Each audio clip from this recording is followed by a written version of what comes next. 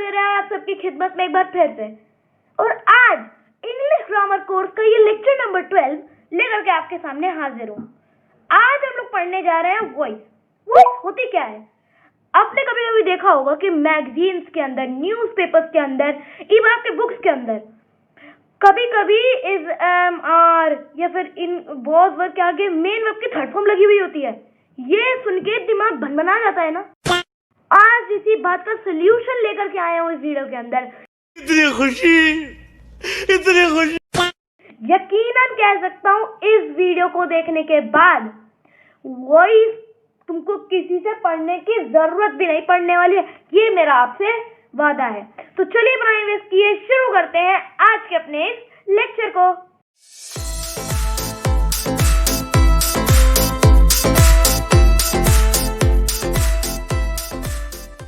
तो चलिए भाइयों, अब हम लोग देखते हैं कि व्हाट इज वॉइस। ये वॉइस होती क्या है। देखो, अगर हम वॉइस की सीधी सीधी बात करें तो अगर इसका हिंदी में ट्रांसलेशन करेंगे तो ये बनती है आवाज। ठीक है, क्या होता है इसका मतलब? आवाज, है ना। सीधी बात करो भैया, सीधी बात, नो बकवास। वॉइस का मतलब निकलता है आवाज। लेकिन अगर हम यहीं पे इंग्लिश ग्रामर के माध्यम में वॉइस की बात करें तो इसका आवाज से कोई भी कनेक्शन ही नहीं है, कोई कनेक्शन नहीं है इसका। समझ गए ना? मतलब वॉइस एक्चुअली में आवाज होती है, लेकिन इसका अगर इंग्लिश ग्रामर के कॉन्टेक्स्ट में देखा जाए तो आवाज से इसका कोई रिलेशन ही नहीं है। तो किससे रिलेशन है भैया, ये बता दो। तो इसका रिलेशन है किसके साथ? बोलने के तरीके के साथ। इंग्लिश ग्रामर के कॉन्टेक्स्ट में वॉइस का मतलब होता है बोलने का तरीका। ठीक है, राइटिंग पे मत जाना मेरे भाई। ठीक है, तो बोलने का तरीका, सिंपल। तो जैसे जिस तरीके से आप बोलते हो वही क्या कहलाती है? वॉइस। अच्छा, बोलने का तरीका। तो अब हम लोग जैसे बोलते हैं कि मेरी मम्मी खाना पका रही है, मैंने बोला मेरी मम्मी खाना पका रही है। अब ये तो एक तरीका हो गया, ठीक। तो क्या ये वॉइस है? हाँ, वॉइस है। लेकिन कौन सी वॉइस है? अच्छा, आपने एक और बात सुनी होगी कि वॉइस दो प्रकार की होती है, एक एक्टिव वॉइस, एक पैसिव वॉइस। मतलब एक एक्टिव बोलने का तरीका और एक होता है पैसिव बोलने का तरीका। तो जो हम लोगों ने अभी बोली वो कौन से टाइप की, बता देता हूँ। एक्टिव वॉइस थी, एक्टिव बोलने का तरीका था। तो पैसिव कौन सी है? तो दूसरा कौन सा तरीका है? क्या? अच्छा एक बात सोचो, मेरी मम्मी खाना पका रही है तो मैं किस तरीके से बोल सकता हूँ? दूसरे शब्दों में किसका मतलब ना बदले, बात वही की वही रहे कि मम्मी ही खाना पकाएंगी, ठीक।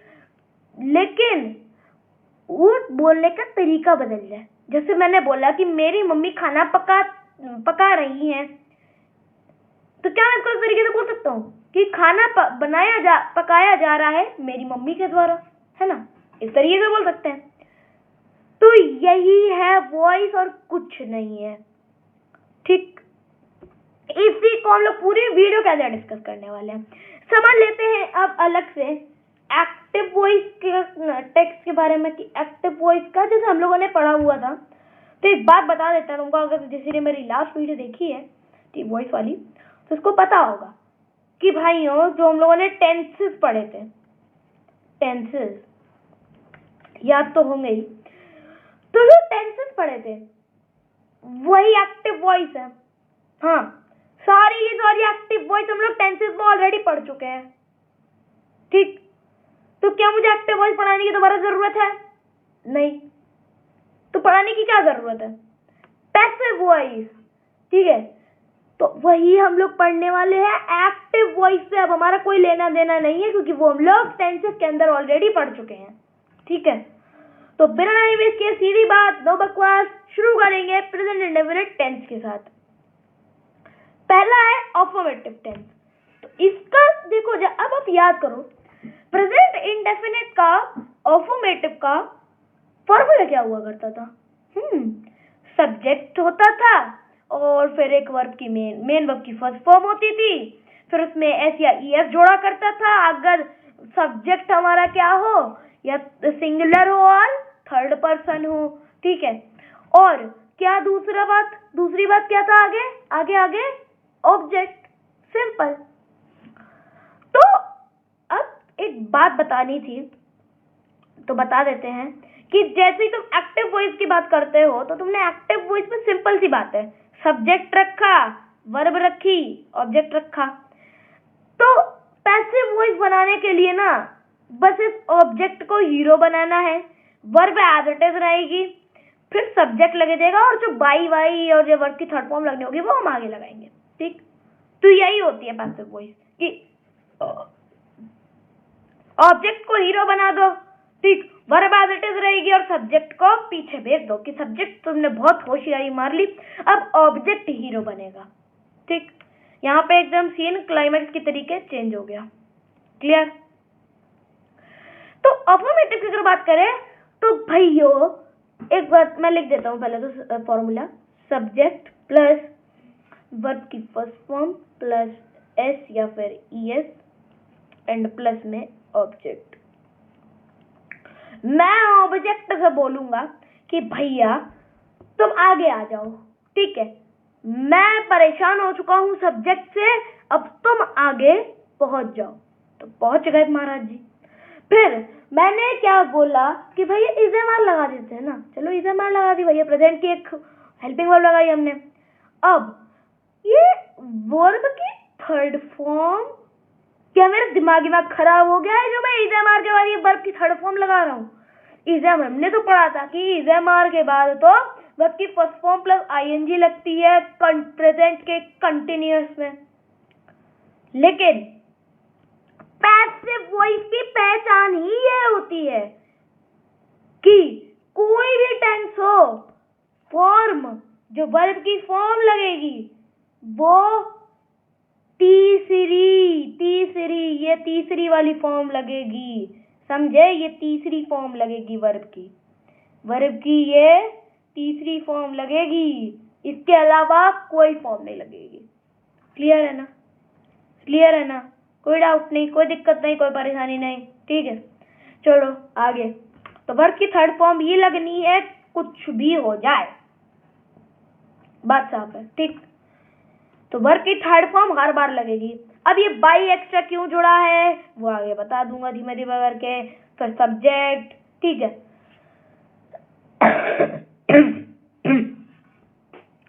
तो नेगेटिव के अंदर अब हम लोग देखते हैं कि इसके अंदर नेगेटिव क्या होगा कि अरे यार तुम क्या बात करते हो, हम लोग अब स्मार्ट हो चुके हैं, टेंसेस पढ़ाए थे, याद नहीं है क्या, टेंसेस पढ़ाए थे। ऑब्वियसली सीधी बात है, नेगेटिव बनाने के लिए बस एक सिंपल नॉट ही तो जोड़ना है, बाकी स्ट्रक्चर तो सेम ही रहेगा। देखो ना, ऑब्जेक्ट लगेगा, फिर इज़ेमार आएगा, फिर नॉट आएगा, फिर वर्ब की थर्ड फॉर्म आएगी, फिर बाय प्लस सब्जेक्ट, बस जुड़ा क्या, सिर्फ नॉट ही तो जुड़ा बीच में, इज़ेमार और वर्ब की थर्ड फॉर्म के बीच में नॉट जुड़ा, सिंपल। अब इंटरोगेटिव और डबल इंटरोगेटिव की बात कर लेते हैं। तो इंटरोगेटिव की अगर बात आएगी तो डब्ल्यूएच फैमिली को बोल जा तो इज़ेमार प्लस ऑब्जेक्ट प्लस वर्ब की third form plus by plus subject, clear होगा ना। और डबल इंटरोगेटिव की बात करो बस इससे पीछे डब्ल्यूएच फैमिली आ जाएगी। डब्ल्यूएच फैमिली बड़े सीधे साधे लोग हैं, ठीक है, वो कहीं नहीं जाते, अपना प्लेस छोड़ के वो कहीं नहीं जाएंगे, ठीक है, आदत है उनकी। तो प्रेजेंट इंडेफिनिट टेंस हम लोगों ने कर लिया है कंप्लीट। चलो भाई शुरू करेंगे इनकी प्रैक्टिस के साथ। देखो क्या है, पहला 6 सेंटेंसेस है, 2 हमारे के अफर्मेटिव, 2 नेगेटिव और 2 इंटरोगेटिव। तो शुरू करो भाई, पहला बनाओ, चलो फटाफट से, let's start. My friends appreciate my work, मेरे दोस्तों ने मेरा काम अप्रिशिएट किया, उनको मेरा काम पसंद आया। तो क्या इसको इस तरीके से कह सकता हूं, my work is appreciated by my friends, simple, कोई दिक्कत थी नहीं ना। तो पहला तो हो गया भैया, क्या, माय वर्क इज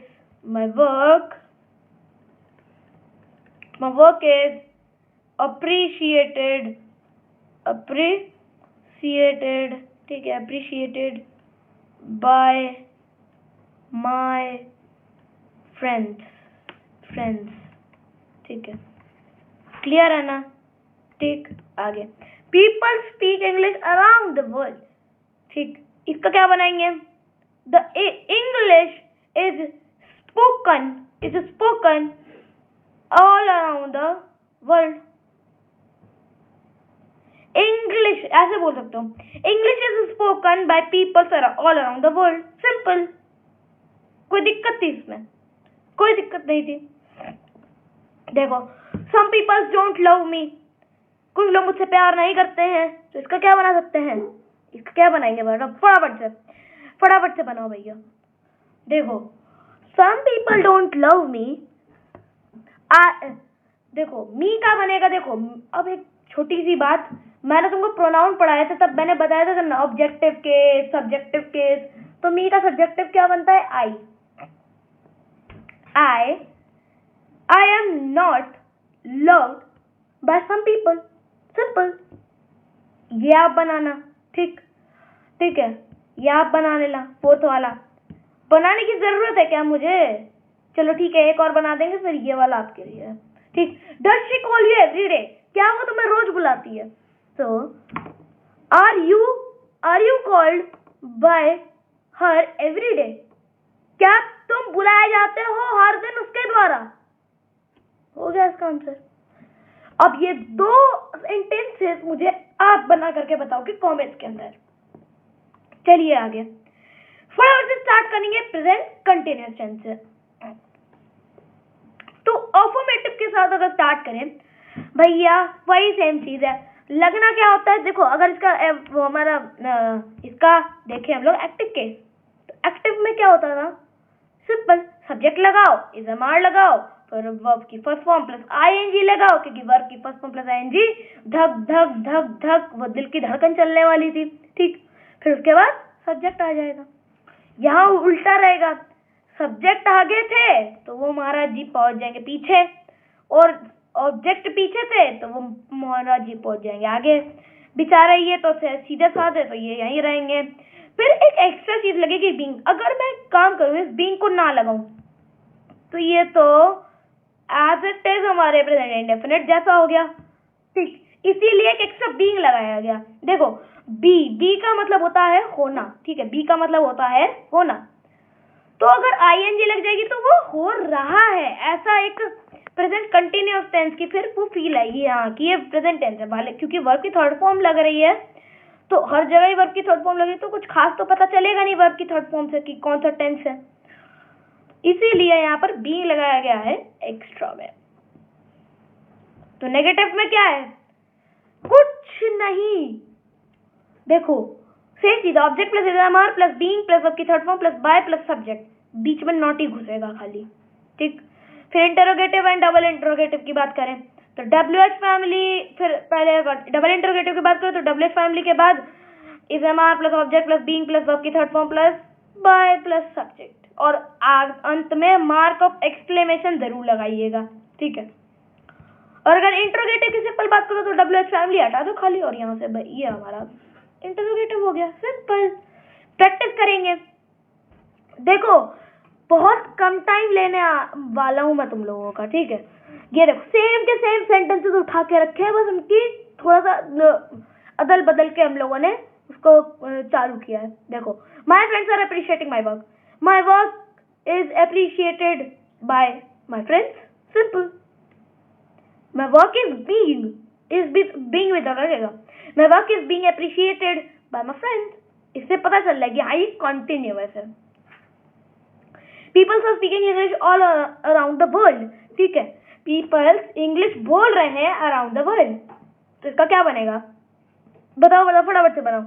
ठीक, तो ऑब्जेक्ट हमारा इंग्लिश है, क्योंकि इंग्लिश बोली जा रही है ना, तो इंग्लिश पे काम हो रहा है। ठीक है, इंग्लिश पे काम का असर पड़ रहा है। शुरू हो जाओ भैया, क्या होगा? देखो, लिखो English is being spoken by peoples around the world, या फिर तुम ऐसे बोल सकते हो English is being spoken around the world by peoples, इस तरीके से भी बोल सकते हो, वो तुम्हारी मर्जी है। ठीक, चलो, आई am not watching the TV, मैं टीवी नहीं देख रहा हूं। ठीक, So TV is not being watched by me. Is not being watched by me. अब ये देखो, दे आर डिफेमिंग मी, मुझे वो डिफेम कर रहे हैं. ऑब्वियसली सिंपल है. कोई दिक्कत होगी क्या इसको बनाने में? नहीं होगी ना. तो ये होमवर्क है आपका. Who is calling you? कौन तुम्हें बुला रहा है? ओके, बहुत इजी है. Who are you called by? Who are you called by? किसके द्वारा तुम बुलाए जा रहे हो? Simple. Who is calling you का मतलब क्या होगा? तुम्हें कौन बुला रहा है? ठीक. अब इसमें देखो ऑब्जेक्ट क्या है, तो किसको बुलाया जा रहा है? तुम्हें बुलाया जा रहा है, तो यू तो आगे ही आएगा. अब इससे पहले भाई देखो WH फैमिली है, तो WH फैमिली तो WH फैमिली रहेगी. अब ये यू प्लूरल है, तो एक आर भी लगेगा, तो हु आर यू. तो इसका मतलब ये समझना कि तुम कौन हो. ठीक, तुम कौन हो इसका मतलब ये नहीं है. ठीक है, अभी आगे जब सेंटेंस जुड़ेगा तो आपको समझ में आ जाएगा. Who are you calling, who are you called by, who are you called by, तुम किसके द्वारा बुलाए गए हो. सिंपल. ये आपका होमवर्क है. ठीक, एक काम करते हैं माय फ्रेंड्स, और नहीं देखो एक काम करते हैं, इसको यहाँ पर चेंज कर देंगे हल्का सा, तो फिर क्या है ना, ये होमवर्क के लिए आपका हो जाएगा. So my friends are appreciating my work. इसको अब आप ही बना लेना है सेम टू सेम. ठीक, 3 आपके लिए यहाँ पर होमवर्क हो चुके हैं. फटाफट से बढ़ते हैं नेक्स्ट हमारे परफेक्ट टेंस की ओर, जो कि नाम से ही परफेक्ट है. कैसे अभी बताता हूँ. देखो मेरे भाइयों, अफर्मेटिव की बात करोगे भाई सिंपल है. अगर हम बताएं इसका अफर्मेटिव वो पास एक्टिव वॉइस वाला, तो वो कैसे था? सब्जेक्ट लगेगा और उसके बाद हैज हैव लगेगा, फिर उसके बाद क्या लगेगा? वर्ब की थर्ड फॉर्म लगेगी, और फिर क्या लगेगा? फिर हमारा लास्ट में ऑब्जेक्ट आ जाएगा. सिंपल. और नेगेटिव में क्या होता था? नेगेटिव में सब्जेक्ट आता था, फिर हैज हैव आता था, फिर नॉट आता था, फिर वर्ब की थर्ड फॉर्म आती थी, फिर सब्जेक्ट ऑब्जेक्ट आ जाता था. और इंटरोगेटिव में क्या होता था? बेसिकली डबल इंटरोगेटिव में तो WH फैमिली आती थी, फिर हैज हैव आता था, फिर सब्जेक्ट आता था, फिर वर्ब की थर्ड फॉर्म आती थी, फिर ऑब्जेक्ट आ जाता था. ठीक, कुछ नहीं है, रिवर्स कर दो. सब्जेक्ट था पीछे, सब्जेक्ट से कहा ऑब्जेक्ट था पीछे, सब्जेक्ट से कहा गया बेटा तुम पीछे पहुंचो, उसको आगे पहुंचाओ. ठीक है, ऑब्जेक्ट से कहा गया तुम पीछे पहुंचो, उसको आगे पहुंचाओ. तुम पीछे पहुंचो, उसको आगे पहुंचाओ. ये वाली सिचुएशन रह गई थी. क्लियर है ना? तो लगाया तो क्या दिमाग लगाओ. क्या लगेगा? ऑब्जेक्ट लगेगा ना. हाँ, ऑब्जेक्ट. फिर क्या लगेगा? इसकी हेल्पिंग वर्ब लगेगी ना. अब देखो, एक हमने यहाँ पर क्या हुआ था कि हम लोगों ने कंटिन्यूअस में भी जो उसकी हेल्पिंग वर्ब थी उसको हमने नहीं छेड़ा ना. परफेक्ट टेंस में छेड़ रहे हैं, लेकिन हमने इंडेफिनिट में क्यों छेड़ दिया था? इंडेफिनिट में इसलिए कर दिया था, हमने उसको बदल दिया था बिकॉज ऑफ, क्योंकि उसके अफर्मेटिव में एक भी हेल्पिंग वर्ब नहीं थी. उसके अफर्मेटिव के लिए एक भी हेल्पिंग वर्ब नहीं थी, तो हमने क्या किया, वहाँ पे एक हेल्पिंग वर्ब ऐड करने के लिए सिंपल सी बात है प्रेजेंट कंटिन्यूअस की उठाई और लगा दी. अब है तो प्रेजेंट की ना. क्लियर? चलेंगे नेक्स्ट. तो ऑब्जेक्ट प्लस हैज हैव लगेगा ही. अब देखो, जैसे हमने वहां पर बीइंग लगाया था, उसकी थर्ड फॉर्म होती है बीन, तो यहाँ पे बताने के लिए बीन लगा दिया है. ठीक, अब फिर वर्ब की थर्ड फॉर्म है प्लस सब्जेक्ट. अब नेगेटिव में कोई पहाड़ टूट पड़ेंगे, कुछ मार्स से, कुछ मंगल ग्रह से. ठीक है, दोनों सेम ही होते हैं. फिर कुछ जुपिटर से, कुछ सैटर्न से, कुछ चांद से उठ करके नए रूल आ जाएंगे क्या? अरे नहीं भाई, नॉट ही तो लगना है बीच में. ये सेम, ये भी सेम, बीच में नॉट घुसेगा खाली बस. और अगर इंटरोगेटिव की बात कर लो, तो अगर इंटरोगेटिव है सिर्फ तो WH फैमिली हटा दो, और अगर इंटरोगेटिव है, डबल इंटरोगेटिव है, तो WH फैमिली लगा दो. बाकी has have plus object plus been plus verb की third form plus by plus subject. Simple, कोई दिक्कत नहीं. बहुत कम टाइम हुआ. मैंने आपको अभी देखो एक और चीज बची हुई है, प्रेजेंट परफेक्ट कंटिन्यूअस टेंस. उसके आपके लिए एक सरप्राइज है, वो भी पता चलेगा आपको. देखो, I have not written an amazing book. ठीक, ऑब्जेक्ट पकड़ो सबसे पहले. ठीक, एन अमेजिंग बुक, उसको घसीट के लाओ आगे. आ गया भाई. ठीक है, क्योंकि बेचारा कमजोर आदमी, क्योंकि पीछे रहता था तब इतने टाइम से, अब एकदम से आगे घसीट के लाओगे तो डरेगा तो है ही ना। तो वही बात। तो एन अमेजिंग बुक, ठीक है, मैंने लिखा an amazing book is not written by me, simple. अब इसकी जगह बस हैज लग जाएगा। एन अमेजिंग बुक इज कहाँ बोल रहा हूँ, an amazing book has not been written by me. अब यहाँ पे एक और फायदा है तुम्हारा कि यहाँ पर ऑलरेडी वर्ब की थर्ड फॉर्म लगी होगी, तो तुमको वर्ब की थर्ड फॉर्म सोचनी नहीं पड़ेगी, डायरेक्ट यहीं से मिल जाएगी। So an amazing book has not been written by me. अब बीन तो लगाना ही है, ठीक। नेक्स्ट, ये वाला आपके लिए है, भूलूंगा नहीं अब की बार। My sister has not painted the walls, the walls are not painted, the walls have not painted by my sister. अब इसको और चेंज करेंगे तो क्या होगा, the walls have not been painted by my sister, simple, क्योंकि been तो लगना ही है। यह आपका होमवर्क, ठीक है, यह आपका होमवर्क। हैव दे नोटिस्ड अस, ये फिफ्थ वाला भी आपके लिए है। हैव दे नोटिस्ड अस, क्या उन्होंने हमें नोटिस किया, ठीक। मतलब अस का क्या बनेगा भाई, देखो वही बात, अस है ऑब्जेक्टिव केस, फिर सब्जेक्टिव केस में क्या बनता है, वी, ठीक। अब वी प्लूरल ही है तो हैव लगेगा, ठीक। हैव वी, ठीक है, have we been noticed by them, क्योंकि दे का ऑब्वियसली देम बनेगा, ठीक है, क्लियर है ना, ठीक है। Have we noticed by them, simple, ठीक है। थोड़े टफ मैं लेकर के आया हूँ। अब आपके लिए होमवर्क कौन कौन से थे, ये वाला और ये वाला, ठीक है। दोनों का आंसर कमेंट सेक्शन के अंदर जरूर बताइएगा। चलिए फटाफट से बढ़ते हैं अब हम लोग किसकी तरफ, प्रेजेंट परफेक्ट कॉन्टिन्यूअस टेंस की तरफ। और ये क्या आ गया, एक मिनट पढ़ते हैं, चलो ऐसे। प्रेजेंट परफेक्ट कंटिन्यूअस टेंस की पैसिव वॉइस नहीं बनती।